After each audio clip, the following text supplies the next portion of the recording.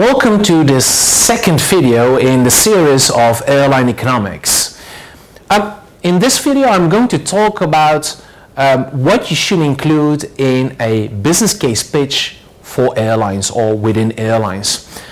There are 10 parts which we would recommend to put in a business case pitch, therefore convincing internal or external investors to basically come along with your pitch and invest in your new product or service.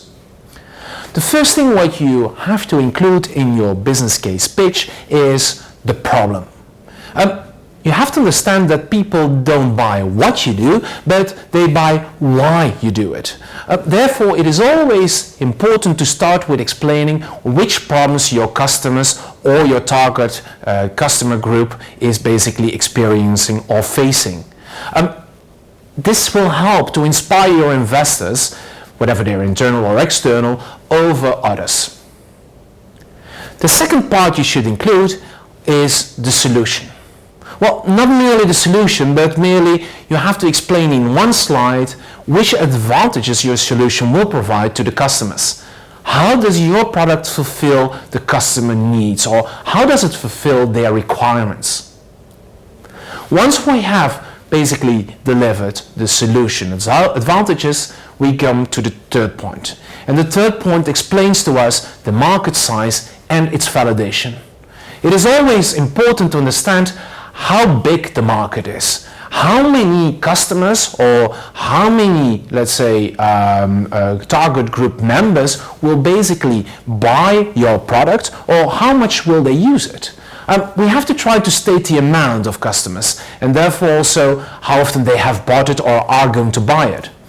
If there is no historical data available, then you can always use, let's say, any market sizes available from substitute products in order to validate your numbers and therefore to define the potential attainable market accordingly. The fourth point which we include in a business case pitch is the product. Here it is time to explain in full detail the characteristics of your products. You could also explain here how your product works. Do not forget that using pictures or graphs probably says more than 1,000 words. The fifth part you should include in a business case setup or in a business case pitch is the business case. The business case itself. This should be your killer slide. It explains how much, and via which channels or stakeholders you will make money. You can complete the slide by also mentioning the anticipated revenues over a specific term. Do not forget, this could equally be a cost reduction, which is also a business case in itself. The sixth part is going to be the growth strategy and market adoption. In this part within the business case pitch, we are going to explain our listeners how you will grow your market or how you will grow your product and business accordingly. How will you make your customers aware of your product or service as such? Always try to think from a customer perspective. Do try to understand where your customers are wandering around. Do try to understand where they are basically looking for information. Because if you know that, you can use that information in order to provide them the right information at the right time, at the right place, therefore promoting your product or service as such. The seventh part is competition. In the seventh chapter of your business case as such, we are going to explain who our main competitors are. But we're also going to mention how our product is basically comparing with the competitor's product. We can do that by looking at the two major values or the two major advantages of our products and try to measure our competitors' products and our product on those two advantages and see how we differentiate from them accordingly. In the eighth chapter or in the eighth slide, we try to include the competitive advantage. What are your unique selling points? A unique selling point, or sometimes also called USP, is a factor that differentiates a product or service from its competitors, such as the lowest cost, the highest quality, the shortest time, the first ever product put into the market, of its kind of course, A USP could be thought of as what you have that your competitors don't have.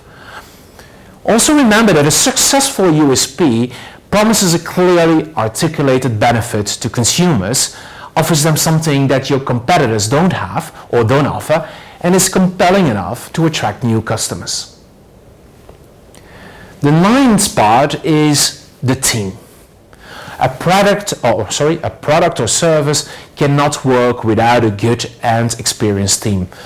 A lot of investors even take the team aspect as one of the most important parts to evaluate whether they will or will not invest in a new product or service. It is therefore of high importance that you explain out of whom your team is existing, what skills you have in your team, and how they are adding value to the development of your product or service. The last but not least part is the financials. Explain the investment necessity. How much money do you require in order to develop this new product or service, and what is a return on investment? The return on investment is also sometimes called ROI. The ROI is the ratio between the net profit and the cost of investment resulting from an investment in some resources needed for the development of your product or service. The ROI is also used to evaluate the efficiency of an investment or to compare the efficiencies of several different investments next to each other. You should finalize your deck with a financial slide showing a summary of the profit and loss scenario or profit and loss statement, and in that division you should make a division between your direct and indirect operational costs. Also make a division in your revenues if so required. That concludes the 10 parts which we would recommend to put into a business case pitch. I wish you the best of luck in trying to convince your internal or external stakeholders in convincing to invest in your product or service.